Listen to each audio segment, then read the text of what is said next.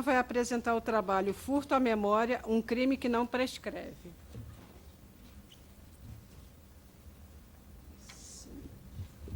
Boa tarde a todos. Meu nome é Diana, sou chefe da divisão de iconografia aqui da Biblioteca Nacional. E até conversando com um colega, né, eu achei necessário me apresentar. Não sou bibliotecária, eu sou formada em História, com pós e mestrado na área de Memória Social. E sou chefe da iconografia desde 2016. O meu tema que eu vou tratar hoje, que eu intitulei Furto à Memória, eu vou falar um pouco sobre, historicizar um pouco o roubo que aconteceu, os furtos que aconteceram na iconografia, e colocar para vocês como é que é o nosso quadro nos dias atuais. Bom, a divisão de iconografia, ela existe enquanto um setor da Biblioteca Nacional para a guarda do que era chamado de estampas desde o século XIX. Primeiro como terceira seção, depois como seção de estampas, seção de iconografia, hoje em dia divisão de iconografia, né? Ela é a área que guarda o acervo do que a Biblioteca Nacional chama de acervo especial. Nós temos gravuras, fotografias, desenhos, efêmeros, cartazes, cardápios, objetos. Nisso entra adaga, santinho, enfim. O nosso acervo, hoje, ele está inventariado e o número que a gente tem, em números gerais, são 250 mil peças, né? Sobre a guarda da divisão de iconografia. E entre esses 250 mil peças, a gente tem um acervo que é acervo Memória do Mundo, que é a coleção de fotografia do imperador Pedro II, do século XIX. Essa coleção é tombada pelo Unesco e reconhecida como Patrimônio da Humanidade. Quando a gente fala sempre do furto que aconteceu na Biblioteca Nacional e na iconografia, mas a gente tem um pouco de dificuldade de rememorar e de recontar essa história, né? Então, eu vou resumir um pouco, até porque esse assunto está muito em voga. Em 2014, a Biblioteca Nacional sofreu um furto durante o atendimento, consulta de usuário. O usuário que muitas instituições conhecem, que é o Laécio, né? O Laécio frequentou a iconografia durante 6 dias, no final de abril e início de maio de 2004, ele consultou 31 documentos e, após inventário, a gente detectou a falta em 14 desses documentos, que representa numericamente 102 gravuras roubadas do nosso acervo em 2004. São gravuras de imagem basicamente do Rio de Janeiro e do Brasil. O furto aconteceu durante a consulta. O modus operandi dele era pedir muito material, a gente ficar por conta desse atendimento, e ele foi bem grosseiro a ponto de rasgar as gravuras, dobrar, colocar dentro de roupa, de casaco, e sair com esse material durante o período em que ele frequentou a iconografia, né? Foram imagens do Staima, Souvenir do Rio de Janeiro, álbum de Pernambuco, do Caos, Bertichen. São imagens clássicas muito conhecidas, né, para quem estuda iconografia do século XIX, mas raro e pertencente, algumas dessas pranchas pertencentes à coleção do imperador Pedro II. O furto de 2005 foi numa outra ocasião, de uma forma bem diferente, mas também realizada pelo mesmo ladrão, né? O roubo de 2005 aconteceu durante uma greve que os funcionários da biblioteca fizeram de 3 meses, que foi entre abril e julho, no qual, durante essa greve, os servidores com piquete, como é conhecido, não entravam na instituição. Foram furtadas, com o levantamento do inventário, 1.096 peças da divisão de iconografia, e essas 1.096, elas não contabilizam as gravuras, o material efêmero, cerca de 500 cardápios e 300 rótulos, que era um material que ainda não estava disponível para consulta. esse roubo foi realizado durante esse tempo em que a biblioteca esteve fechada. Não houve nenhum sinal de arrombamento, não houve nenhum sinal de cadeado quebrado onde esse acervo estava guardado. Então, foi um roubo feito com calma, com tempo. Foi feito algumas substituições, fotografias do século XIX substituídas por fotografias do nosso acervo, só que as que ele substituiu eram sem valor, e depois de um tempo passou a não mais substituir. Foi só subtraindo realmente o acervo. Desse roubo de 2004 e 2005 foram fotografias raras do Mark Ferrez. O roubo de 2004, que foi basicamente de gravura. Em 2005, o maior acervo foi o acervo fotográfico, e muito dele parte da coleção Teresa Cristina Maria. Então, foi roubado o Mark Ferrez, o Mullock, o Stahl, o Libenot.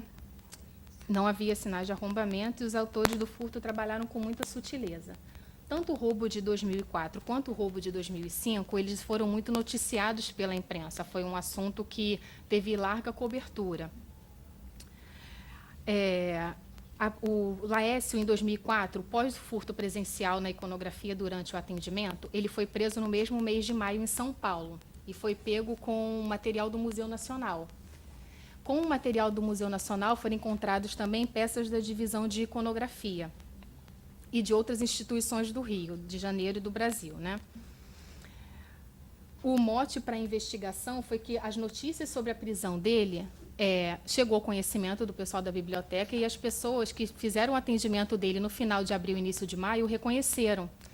E daí foi que se pensou que será que isso também aconteceu na iconografia? Daí foi feito todo um procedimento administrativo que levou ao inventário e à identificação do roubo pelo Laécio. Como a gente sabia o que ele tinha consultado, porque tudo que foi consultado foi preenchido boletos de consulta, quem frequenta a biblioteca sabe o procedimento, a gente conseguiu fazer o inventário especificamente do que ele consultou. Foi daí que a gente chegou àqueles números.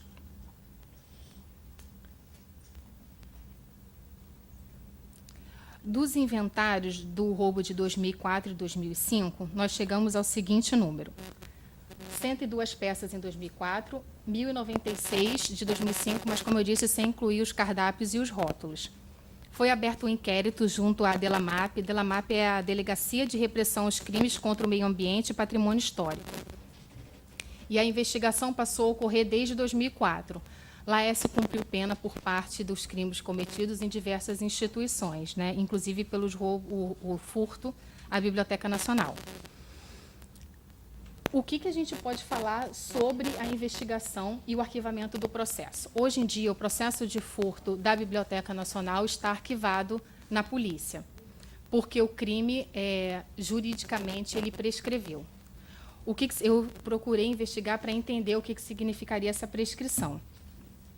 O roubo da iconografia a furto da iconografia de 2004 para a gente já é mais esclarecido, mas o de 2005 ainda é uma situação muito nebulosa, porque aconteceu durante a greve, os servidores não estavam aqui, não há sinal de arrombamento, então como se deu esse furto ao nosso acervo? Isso ainda não está muito claro e isso não foi esclarecido com a prisão do Laécio, né? De acordo com o Código Penal de 1940, que já teve algumas atualizações, o tempo de prescrição do crime ele é calculado a partir da data em que esse crime acontece. Então, o roubo de 2004 e o roubo de 2005, ele é prescrito calculado da seguinte maneira: qual é a pena máxima abstrata que você pode atribuir a um delito como furto? De 2 a 4 anos de prisão. A um furto qualificado, de 2 a 8 anos de prisão. Digamos que ele fosse enquadrado num furto qualificado. O máximo previsto de tempo para que essas investigações aconteçam é de 12 anos. Então, de 2004 mais 12 anos, 2016, 2005 mais 12 anos, 2017. Dentro desses 12 anos, qualquer denúncia ela ainda é acolhida. A partir desses 12 anos, nenhum tipo de denúncia mais com relação específica ao roubo, a possíveis participantes, enfim, é acolhida pela justiça ou pela delegacia. Então, qualquer fato novo que se descubra, quem pode ter auxiliado na entrada dele na instituição, hoje em dia, essa pessoa não, a denúncia contra ela não seria nem acolhida, isso não levaria nem mais a nenhuma investigação. A partir de 2010, houve uma atualização do Código Penal em que crimes cometidos como o tempo de prescrição ele é contado a partir da denúncia. o que não é o caso da biblioteca, porque os furtos foram anteriores. Hoje em dia, se alguém roubar uma instituição, e mesmo que se desculpa, daqui a 30 anos que essa pessoa teve participação,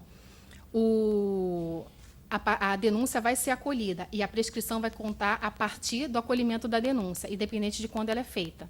Mas a biblioteca, e o nosso caso, já não contempla isso. Isso eu estou falando especificamente do caso de participação direta no roubo. A recepção de acervo roubado já é um outro artigo dessa lei que fala a respeito, né?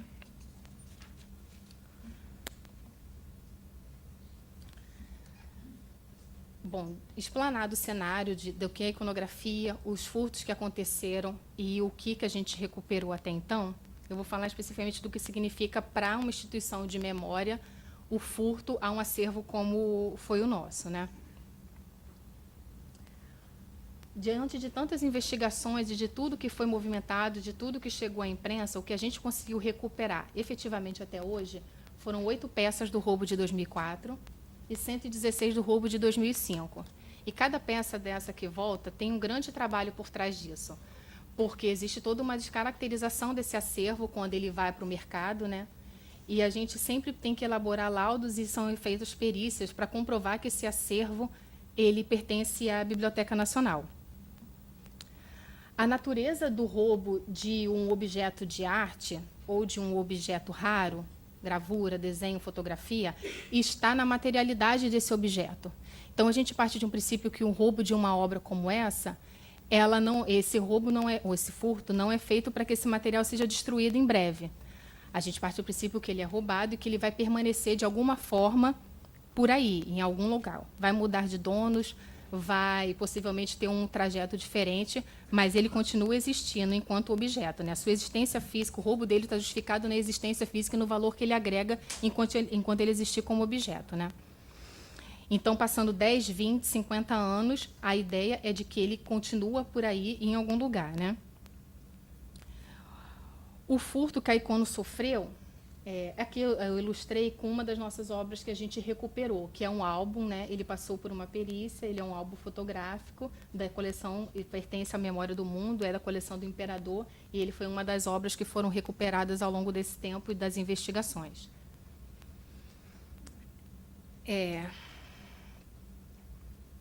O furto que acontece a um patrimônio público, mesmo que ele seja um furto qualificado, para a gente é mais do que uma baixa monetária desse acervo à instituição como Biblioteca Nacional. Ele é um acervo público, ele é memória do mundo, ele é patrimônio nacional. Então, um furto como esse representa para a gente de uma instituição de memória muito mais. É a usurpação não de um bem nosso particular, mas de um bem público. A gente aqui cuida de um patrimônio que é de todo o país, né? Por mais que esse acervo pudesse ser assegurado por uma instituição, alguma seguradora, não haveria valor monetário que compensasse o furto a esse acervo, porque trata-se de obras raras, muitas vezes obras únicas, com marcas particulares, que a gente talvez não conseguisse, mesmo com muito dinheiro, repor essa peça ao nosso acervo. Então, não se trata nem de um acervo não estar assegurado, mas de como seria complicado a gente repor esse acervo depois do roubo, né? A minha chefe, a Mônica Carneiro, a coordenadora do acervo especial, ela usa um termo sempre para descrever, que para a gente esclarece muito. Ela fala que não foi furto, foi uma lobotomia, porque realmente é retirar uma parte da nossa memória, uma parte da memória do país. Então, e por enquanto a gente ainda não... o acervo recuperado representa no máximo 10% nosso do que foi roubado. Então, ainda é muito trabalho pela frente, é muita coisa para fazer, né? E aí eu vou falar um pouco para vocês como é que foi a questão da recuperação desse acervo. Esse acervo recuperado, embora pareça pouco, para a gente cada conquista é única. Cada foto que volta para a gente é uma emoção muito grande. Ele foi recuperado desde 2004 por muitas formas. Primeiro, quando o Laércio foi preso em 2004, foi apreendido o acervo com ele. Parte desse acervo era acervo da iconografia, né? Outras formas de apreensão foram batidas policiais em leilões, denúncias que a gente recebeu de material que estava sendo comercializado em leilões no Rio, em São Paulo, em que a Delemap, a Procuradoria, a Polícia Federal nos ajudou interditando esses leilões e apreendendo esse material para a perícia. Outra forma, a gente teve uma devolução anônima por SEDEX. Chegou aqui na Biblioteca Nacional uma caixa de SEDEX com fotografias que pertenciam ao nosso acervo. Tivemos devolução de compradores da feira da Praça 15, que comprou desavisado e depois de comprado ele viu que o acervo pertencia à biblioteca, de compradores de leilão em São Paulo também que devolveram voluntariamente. E teve os acervos recuperados por via da polícia e da investigação, né? Toda vez que a gente recupera alguma coisa ou qualquer outra instituição, isso é noticiado, isso sai na imprensa, isso rememora e traz holofote para o que aconteceu.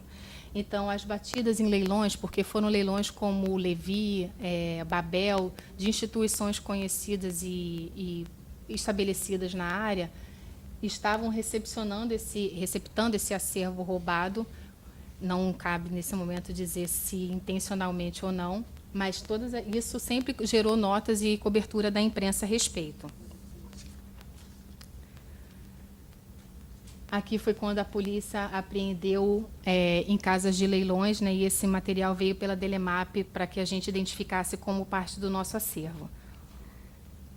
Dando um salto dessas recuperações de 2004, 2005, 2007, 2012, eu venho agora para 2017, que foi quando o Laércio começou ele mesmo a se tornar uma forma de recuperação de acervo, de fonte de informação. Ele passou a enviar cartas, tudo isso que eu estou falando é material que é de conhecimento público, não estaria atrapalhando ou dando nenhuma informação sigilosa, né?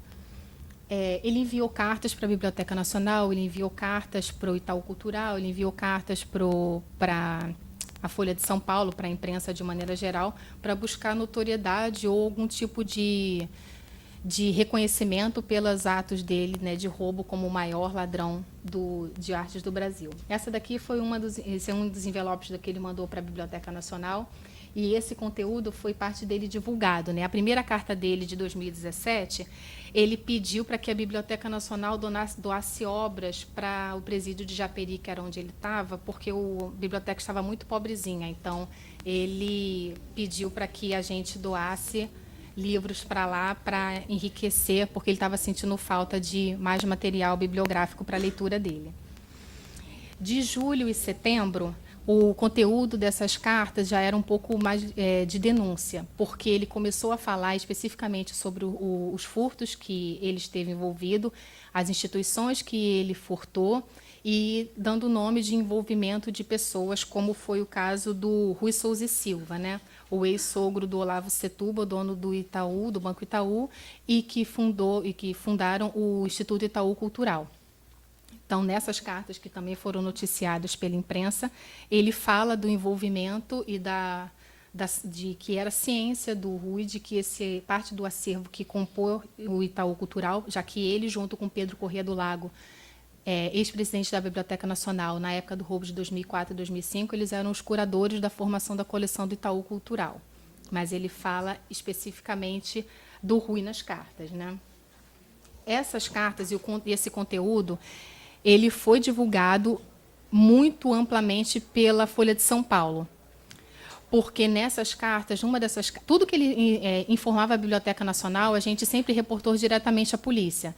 Não cabia a gente levar isso à imprensa, porque a gente não sabia a veracidade dos fatos, nem era objetivo da Biblioteca Nacional trazer holofote para o Laércio, para o documentário dele, enfim. Então, a imprensa, a Folha de São Paulo, ela divulgou o conteúdo de uma carta enviada por ele diretamente a ela, que falava do Rui e que falava especificamente de peças da Biblioteca Nacional que teriam sido furtadas por ele e que ele sabia que estava no Instituto Itaú Cultural. Em 2017, ele ainda estava preso, mas em 2018, a pena dele já foi extinta pela Justiça. Ele é um cidadão legalmente livre para roubar de novo. Complementando, né, gente? Enfim. Então, com essa notícia, por envolver uma instituição tão forte no mercado e séria, reconhecida como instituição de cultura, como Itaú Cultural, mais uma vez, holofote, imprensa e cobertura a respeito dessa denúncia, né? Sobre a recuperação desse acervo via denúncia do Laércio, E em 2018, recente agora, né, até por conta dessas denúncias, a Biblioteca Nacional ela firmou um acordo com o Instituto Itaú Cultural, no qual a gente periciaria esse acervo do Bausch, que foi denunciado como pertencente à Biblioteca Nacional. Então, eles se prontificaram a botar esse material em disponibilidade da biblioteca para que a gente fizesse perícia e identificasse a veracidade da denúncia.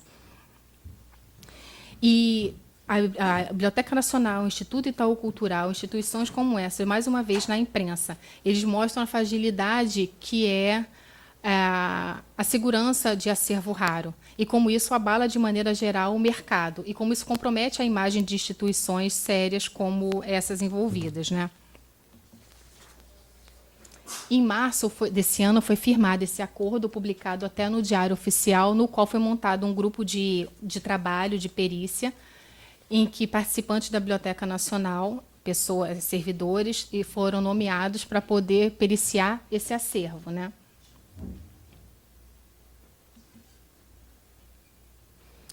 Desse acervo, foi noticiado também que nós conseguimos identificar como realmente pertencente ao acervo da Biblioteca Nacional. Então, essas 8 gravuras do Bausch estavam no Instituto Itaú Cultural, elas pertencem à Biblioteca Nacional. Foram identificadas marcas e outras informações que não cabe entrar em detalhe, no qual a gente pôde comprovar esse pertencimento. Aqui foi um exemplo de uma das situações muito claras. O nosso original, ele tinha esse desgaste, essa perda de suporte no canto superior, né? E ali a gente vê um restauro que restituiu esse canto. Para a gente fazer esse tipo de perícia, é muito importante que a gente tenha imagens, por exemplo, de como era o nosso acervo. Nesse caso, de uma forma muito irônica, durante a consulta de 2014, o Laércio ele saiu com as pranchas originais nas calças, ele tirou cópia colorida, voltou para a Biblioteca Nacional e 4 deles ele substituiu na obra por xerox colorida. Então, a gente tinha xerox da nossa prancha roubada, com todas as marcas e resquícios que ele mesmo colocou, e isso durante o atendimento. Vale esclarecer, né, que quem trabalha com atendimento ao público, somos de uma instituição com pouco número de pessoas, né, que o atendimento é rápido, ele fazia de uma forma a confundir todo mundo, porque era muito pedido de material às funcionárias nesse movimento de atender a demanda, de disponibilizar o acervo. Então, por vezes, ele até, em depoimento dele, ele falou que da nossa parte não foi incompetência, foi só distração. Então, durante momentos nossos de distração, ele, mal intencionado, conseguiu efetivar o propósito dele de roubar acervo. Esse foi o primeiro lote do Itaú que a gente fez a perícia, e a Biblioteca Nacional está realizando outras perícias, porque fez parte do acordo firmado entre as instituições, que fizemos o cotejamento entre o acervo da Biblioteca Nacional de Gravuras roubado e a Brasiliana Iconográfica do Instituto Cultural Itaú. Então, tudo nosso que foi furtado e que eles teriam, a gente solicitou para a realização de perícia, e ela ainda está em andamento, não foi concluída. Bom, diante dos roubos, das nossas recuperações, eu vou falar agora um pouco sobre o tema do ENAR, que são as medidas para a segurança e salvaguarda do acervo, né? O que a gente fez de lá para cá para mudar a situação, né? Bom, as medidas de segurança e salvaguarda do acervo, elas incluem especificamente o monitoramento contínuo. Em 2004 e 2005, a Biblioteca Nacional tinha um sistema de câmeras, mas ele não estava operando. As câmeras estavam quebradas, não tinha número de câmeras suficiente, mas hoje em dia as salas são monitoradas, elas são monitoradas ao vivo, né? Tem uma sala de monitoramento que a equipe de segurança acompanha, e existe um backup das imagens caso haja necessidade de recorrer a elas se acontecer alguma dúvida, alguma questão, né? As salas, além das câmeras instaladas, elas contam também com sensores de presença e com as rondas efetuadas pelos agentes de segurança da Biblioteca Nacional. A vistoria de entrada na BN também foi um outro procedimento adotado. Além da revista dos objetos que as pessoas entram na Biblioteca Nacional, e tem o detector de metais para verificar a entrada de algum objeto cortante, alguma arma, alguma coisa desse tipo, né? A Biblioteca Nacional conta com uma brigada de incêndio 24 horas por dia durante 7 dias. Então, nós sempre temos um brigadista na instituição, além de contar com extintores de incêndio nas todas as salas de consulta, nos armazéns, e as equipes, elas são constantemente passam por treinamento, e esse treinamento ele é disseminado com os outros membros da equipe. Então, nós temos treinamento para, no caso de algum sinistro com relação a fogo, como proceder, a casa procura orientar a respeito. No saguão de entrada existem os escaninhos para que os usuários, pesquisadores, eles deixem um material e só entrem no saguão e na sala de consulta com o que é estritamente necessário para realizar a sua pesquisa e desenvolver o seu projeto, né? Não é permitido a entrada de livros, de material impresso, qualquer coisa além de lápis, já que não é permitido entrar com caneta e folhas em branco, passa por uma autorização prévia da chefia da área para a entrada desse material. Uma outra questão foi a identificação dos transeuntes e dos frequentadores da Biblioteca Nacional. Existem dois tipos de identificação. Uma é essa etiqueta, que é para o visitante que vai fazer visita guiada, ou ele vai circular pela área comum. Essa etiqueta não dá acesso às salas de consulta. E o cadastro do pesquisador no sistema. Isso foi um ganho muito importante, porque antigamente o cadastro ele era feito numa folha de papel pelo pessoal da recepção, na época de 2004 e 2005. Você apresentava um documento, ele era anotado numa folha, mas isso não existia um backup desse material, e fornecendo qualquer tipo de informação, não tinha foto, a gente não tinha como recorrer a isso de uma forma mais objetiva. Hoje em dia, esse cadastro é realizado no SOFIA, que é o nosso sistema de catalogação e pesquisa. Então, quando um pesquisador entra numa sala para fazer uma pesquisa, a primeira coisa que a gente faz é ir cara a crachá, né? Pedimos o código dele de cadastro e verificamos se a foto e se o cadastro está atualizado. Quando a carteira não é possível ser impressa por falta de material, ela ainda assim existe no sistema e ele fica com um boleto para uma futura aquisição dessa carteirinha. Mas o importante é que esse cadastro ele é permanente, ele é de acesso a todos os servidores, de acesso imediato, e ele tem foto. Então, é informatizado de uma forma que a gente pode pesquisar o nome, quando ele esteve na biblioteca, quando ele consultou determinado acervo, se esse acervo já estiver catalogado no SOFIA. Outra medida de segurança adotada foi a segurança diretamente na porta da sala que contém acervo das salas de pesquisa, né? Essa aqui está demonstrando do que é comum, que é o pesquisador ter que mostrar o material que ele vai fazer uso dentro das salas, e caso necessário, a segurança ou o segurança, ele chama o chefe da área para autorizar a entrada por escrito de um material diferente do que já é habitualmente permitido. Além desses procedimentos de segurança, desde 2004, 2005, tem todo um movimento de normatização e padronização de normas de segurança. E isso envolve, com relação à circulação dentro da instituição, circulação de pessoas e circulação de acervo, tudo é documentado, nenhum material sai de uma seção para outra ou para uma outra divisão, independente se for da mesma coordenadoria, sem que isso esteja registrado de alguma forma. Todo movimento de acervo ele tem que ser registrado, porque é uma forma de você ter o histórico de movimento desse material dentro da casa, né? A reprodução de acervo também tem uma norma publicada no site da Biblioteca Nacional, do que é permitido com relação, respeitando a lei de direitos autorais. Empréstimos de obras para exposição também tem uma normatização, o tempo que esse material fica fora, o seguro obrigatório, a forma que esse material sai da casa, que ele vai ser transportado, acompanhado sempre com o courrier da instituição para a segurança desse acervo, né?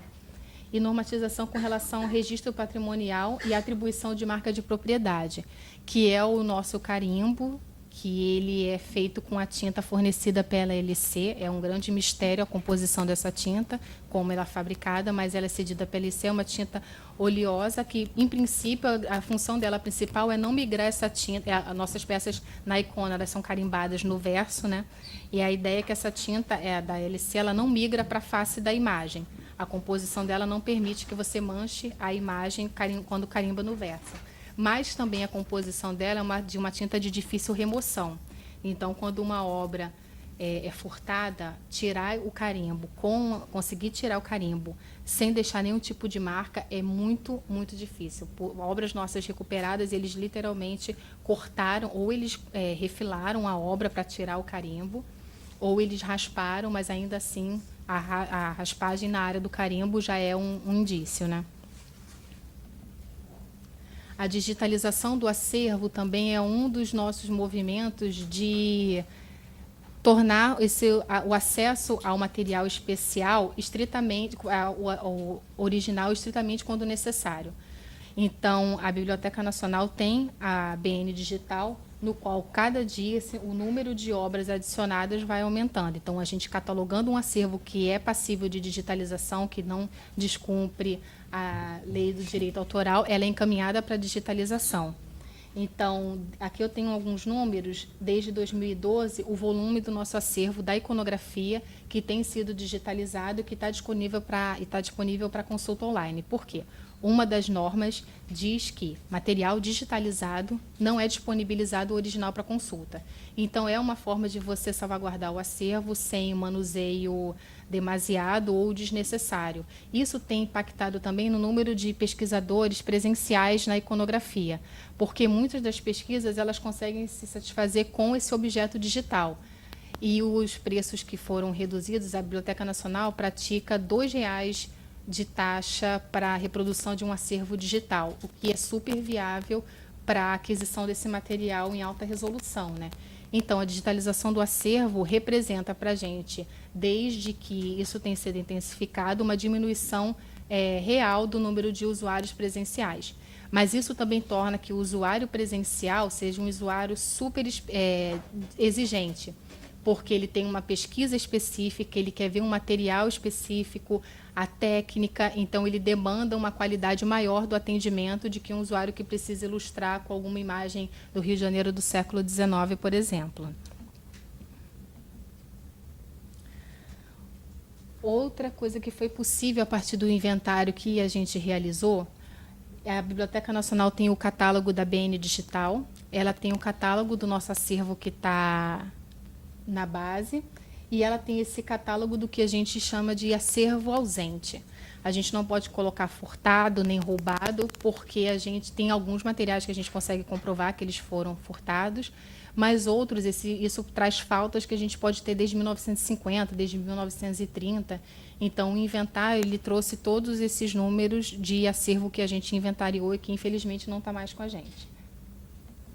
É uma base de consulta no Sofia como qualquer outra. Você pode pesquisar por autor, por título, e você pode visualizar essas imagens quando a gente tem o backup delas, que isso, infelizmente, não é o caso de todas. A gente tem negativo de segunda geração de algumas fotos, de algumas gravuras que a gente consegue disponibilizar qual é a nossa peça que não faz parte do nosso acervo. Isso a gente sente falta em outras instituições, porque, por exemplo, a gente quando está periciando alguma obra, não necessariamente dos lotes do Itaú, a gente não consegue um fácil acesso a saber tudo que pode ter sido roubado de uma outra instituição cultural e que pode estar naquele momento nas nossas mãos sendo periciado, né? Não é uma informação de tão fácil acesso. Bom, isso era um pouco do que eu queria falar, porque eu queria traçar um panorama, já que a gente está falando desse tema tão importante na casa. É um tema do Enar, a gente não podia ser negligente a ponto de não falar de uma coisa tão séria que aconteceu e que é rememorado constantemente na casa. Esse furto de 2004 e 2005 foram furtos de natureza completamente diferente, uma durante um atendimento com os servidores na casa, outra de uma forma muito nebulosa, ainda não esclarecida, os servidores em greve, não entraram na casa, não tem nenhum sinal de arrombamento ou de marca. Até a Folha de São Paulo, quando cobriu informou isso, que as únicas pessoas que tinham acesso à casa era a direção e era livre acesso às salas. Então, isso aconteceu de uma forma que nunca foi esclarecida. Hoje em dia, a nossa grande perspectiva é de reaver o acervo furtado. Não mais de penalização ou de julgamento dos envolvidos, porque, como eu falei, esse crime, para a justiça, ele está prescrito. Mas o crime que, para a gente, é o mais grave, que é o roubo do patrimônio cultural nacional, para a gente, ele não prescreveu. Com essa ideia de que um acervo dessa natureza furtada, ele não é destruído em seguida, ele está por aí. Ele está sendo comercializado ilegalmente, ele está sendo comprado de forma desavisada por alguém bem intencionado, ele pode estar num acervo privado, escondido, ele pode estar numa instituição de cultura, como é o caso do Itaú Cultural. Então, a questão é, isso precisa continuar vivo na nossa memória. A gente precisa falar sobre isso e a gente precisa, sim, botar quais as peças nossas que não pertencem ao nosso acervo. A gente não pode esquecer, porque a qualquer momento a gente pode, num leilão, numa feira na Praça 15, passar por um acervo da Biblioteca Nacional ou de qualquer outra instituição. Então, por mais que doa saber que isso aconteceu, a forma que isso aconteceu, que às vezes chega a ser debochado com saber que levou obras do século XIX nas calças, dobrado, amassado, mas isso precisa ser falado. É complicado, que todo mundo que estava aqui na época foi arrolado no processo, teve que dar depoimento, acompanhou, periciou, foi em batida policial, trouxe material e o processo arquivou-se, né? Mas a nossa perspectiva é essa, independente do processo, nosso maior interesse é reaver esse acervo, seja como for, ou por batida policial, ou pela denúncia do próprio Laércio, ou por alguém que em algum momento compre esse material ou passe pela sua mão, sabendo que ele pertence, que ele nos devolva, né? A gente aprende com o que acontece, né? Então, além das medidas objetivas como câmeras, como segurança, como detector de metais, isso muda a nossa forma de agir com relação ao acervo e de agir com relação ao público, ao atendimento. A gente fica mais atenta, a gente fica ressabiado, não é nenhuma forma de dificultar ou atrapalhar a pesquisa, mas é uma forma de racionalizar esse acesso. Então, de digitalizar o acervo, porque isso também é uma forma de democratizar. Você consegue, com o acervo digitalizado, dar acesso a pessoas que estão longe e que não podem vir presencialmente à Biblioteca Nacional. Então, é bom para todo mundo, né? Então, aconteceu esses dois. Isso eu estou falando especificamente da iconografia, porque o setor de periódicos também passou por um furto, mas eu vim falar especificamente do acervo pelo qual eu sou responsável nesse momento. E isso é uma coisa certa. A gente aprende, a gente está todo o tempo atento, a gente, num encontro como esse, a gente está se falando e a gente está trocando informação. O elo mais fraco, infelizmente, de acordo com a polícia, é o elo humano, porque a gente pode ter o melhor sistema de monitoramento, a gente pode ter tudo normatizado, escrito, mas a falha costuma acontecer no elo ali da ponta, na hora do atendimento, no descuido não intencional com esse acervo.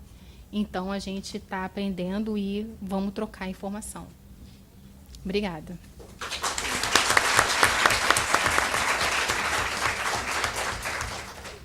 Obrigada, Diana.